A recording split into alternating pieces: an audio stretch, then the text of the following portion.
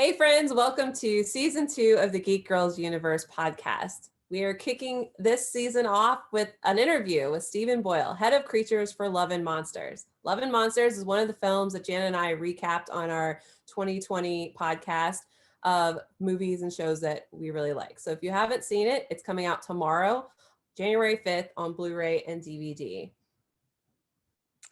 Yeah, it was one of my favorite movies of the year. My kids loved it. It was super fun. When we did the press stuff, we got these really cute shirts. Don't settle, even at the end of the world. You know, had some great Which lessons. gets me a lot of weird looks at the store, mind you. I They're mean, like, what is she implying? And I'm like, it's for a movie. Calm down. but listen, 2020, 2021, we just don't know what's going to happen. So quite frankly, these shirts are appropriate. Facts. But I digress. Stephen Boyle was super entertaining. His special effects work is fantastic. He has an extensive filmography, including What We Do in the Shadows. The movie, not the show. The movie, He worked correct. He worked on the werewolf effects werewolves. for the movie. Yep. And he worked on Star Wars Attack of the Clones. His special effects work is phenomenal. As head of Creatures, he did both CGI effects and practical effects. So they're both puppets and digital monsters in this movie. So we spent about 15 minutes talking to him about his work on it. So check out the rest of the interview. And thanks so much for joining us all the way from Australia. Yes. Welcome. Yes. And what time is it there for you? It's about just 10:15, so it's not too bad. Okay. Yeah, that's not bad at all. Yeah. It's not like the wee hours of the morning or anything. No. It's no, it's very respectable. Okay, good. Perfect. Well, we're super excited to talk to you about the process of creating monsters and the special effects that we see in the film, Love and Monsters, and learn a little bit about how you brought them to life and the process and all of that and the special effects work that you do. Of the creatures that were in Love and Monsters, which were the most challenging?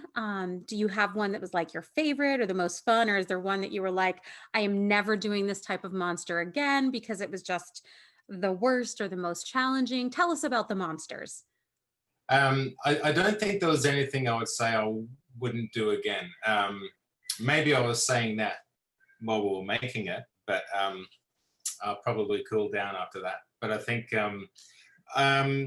my favorite was the buzzard, which was the bunker creature in the shower. It kind of comes out, and I think that was my favorite because it's just it was such an asymmetrical mishmash of just flesh and slime and thorns, and it was just really, really fun to do. When I was a kid, that was the sort of stuff I always wanted to do. And it's that kind of creature that's pulled me into doing this kind of stuff for a career for so long. So that was my favorite to do. The most challenging was definitely Mavis. And there was a couple of different reasons for that. We thought she was going to be all digital. And when we started the job, we had no idea that we were going to be making her practically. She was, I think mainly because we had to get all the pieces 3D printed and subcontract that out. And we were trying to orchestrate everything. And just trying to get everything together in time was always going to be really, really tight. But probably about 4 hours before we actually filmed her on location, she was just 100 pieces on the table that we were trying to assemble her really, really quickly. So I think that was the most challenging for sure. It was one of those ones where you think, oh man, maybe this is it. Maybe this is the one that isn't going to work. But she did, and she worked beautifully. That giant monster that we never quite see, the one that's like off screen where they leave the bait for it to like lead it away. My husband was like, man, I really wanted to see that monster. Was it always supposed to not be on screen, or did you actually have an idea for what it might look like if they let you squeeze it in? No, a lot of that stuff was, it's actually interesting because that seemed to be the whole approach for this movie. Like, you do a lot of creature stuff and they kind of really show it and show it off. And But this was a much more intimate approach, which personally I liked because you wanted to see more of everything. And I think it's better to just get little suggestions and want to see more than seeing too much of them. So, and a lot of these, like I remember the storyboards, a lot of things were suggested that didn't really change that much. Yeah. How many of the monsters were practical builds versus actual just like CGI kind of monsters?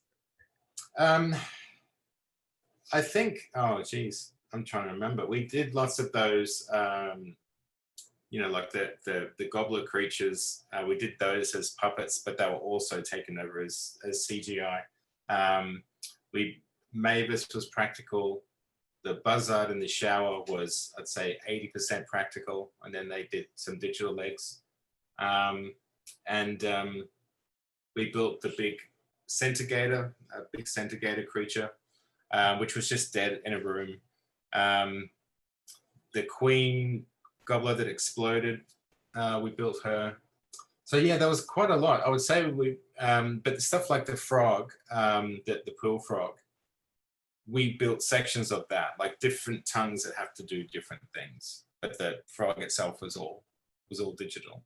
But we ended up doing more practical stuff than I thought. You know, I thought it might just be like a tongue here and there or a piece of skin or something like that. But we were still being asked to build whole, full creatures. I think that added to the movie. I think that's why one of the reasons we liked it so much. And I know in my review, I was commending the fact that there was such, that the practical effects were there, because I feel like it grounds the movie more in something that's more realistic and like, yeah, if we hit the end of the world, you know, sometime in the near future, like totally see these creatures coming to life. Yeah. No, I agree. Yeah. So you designed, I know you did some work on What We Do in the Shadows, which I love, and did werewolves. So you've done things that are, you know, they've been around, they've been in lore forever. You know, it's just kind of your own take. And then you've done stuff where it's newer monsters or creatures that have never been seen before, like in Star Wars or Love and Monsters. Which one do you prefer? Do you like taking something that's kind of got a classic spin and making it your own, or just completely coming up with something right off the cuff? That's a really good question, because I actually don't know the answer to that. They excite me both in different ways. Nothing excites me more than building something that hasn't been seen before. But at the same time, the idea of doing something traditional like a vampire or a werewolf and showing it in a context that we haven't seen before, I get a real buzz out of that too. And, you know, that's one of the things we did with Daybreakers when we did all the vampires for that. We tried to do, you know, something very, very different. So I don't know. I think I kind of swing between the two. Both are hugely satisfying, hugely satisfying. I guess with building all new stuff, you don't have to break through people's conceived, you know, ideas of what a werewolf should look like, what a vampire should look like. You can be a bit more free and a bit more crazy. And also it's not compared in the same way. Like if you do your own version of Frankenstein, people go, oh, it's not as good as Kenneth Branagh's Frankenstein. You don't get that comparison. But I love doing both. So kind of along the lines of that, is there a dream project that you have? Is there some kind of a character or monster that you want to bring to life that you haven't yet? I could always do another vampire movie. I could always do another werewolf movie. I think that I still do have a lot of ideas for things. I haven't done my version of Frankenstein yet, so I'd love to do that. But I've been really lucky. I think I've done most of what I've always wanted to do. Like I've kind of achieved a lot more than what I thought I would have. I've had the most amazing opportunities, and across all genres, and working with like the best artists in the world and the idols who, you know, the people who were my idols as a kid and now some of my closest friends. It's just the whole trip has been amazing. So yes, I think If I was to boil it down, probably a Frankenstein something. Yeah. That would be fun. I would love to see your take on that. Yeah, me too.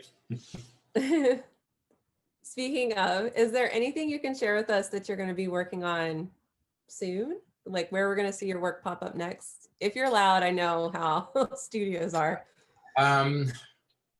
I don't know.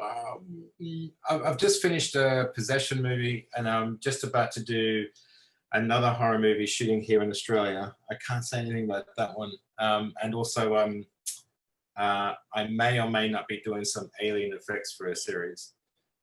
It's so hard because I'm contracted up to the wazoo on those. But yes, there's lots of stuff that we'll be doing coming out over the next 18 months. I love it. Horror movies, alien effects, Yeah, those are great things. they are. It's what makes the world go around, really.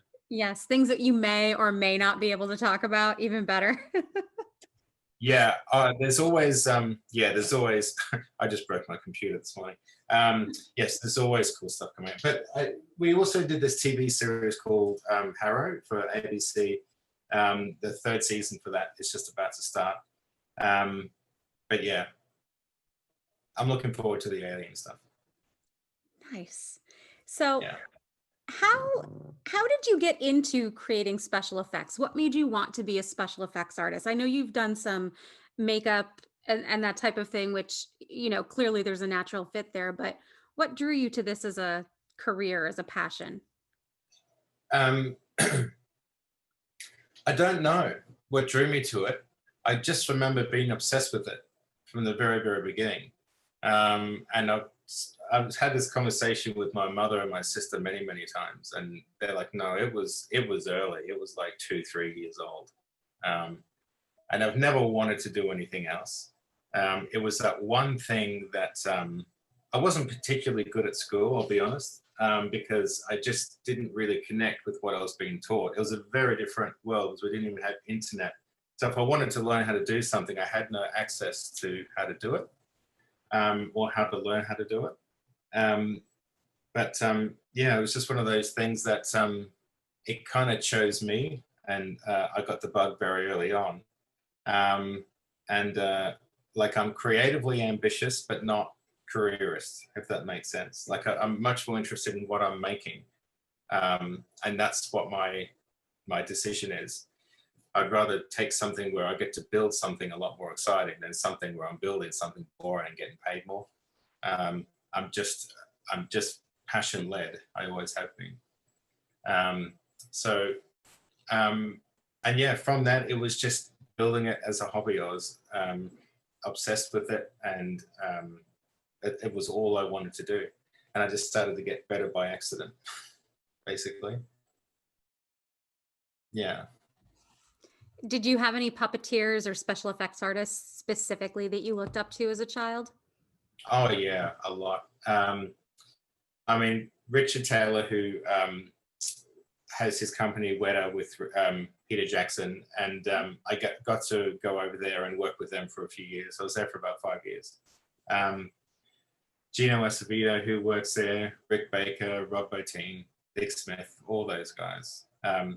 All those guys, because it wasn't just about special effects. They were just really original thinkers, and they were great problem solvers, and they used a really bizarre art form to problem solve. And yeah, those guys were amazing. Like there's amazing special effects artists now, really young guys. Like there'll be some kid in Mexico who's like 1,000 times better than me and is like 13. But that happens. But at the same time, it's not the same. Like when there was just so few people doing it. Like I was the only one who was wanting to do it when I was a kid. But yeah, times have changed. Well, I think that's all we have time for. Yes, it is. Thank you so much for your time. This was wonderful. We learned so much, and You're so welcome. Can't wait to see what aliens you've been working on that you're not allowed to tell us. So we're just going to have to stalk IMDb and see what comes up with your name. Absolutely. Yep. I won't be far away. All right. Thank you so much. Thank you so much, Stephen. Thank you so much. Yep. Appreciate it. Bye. Bye.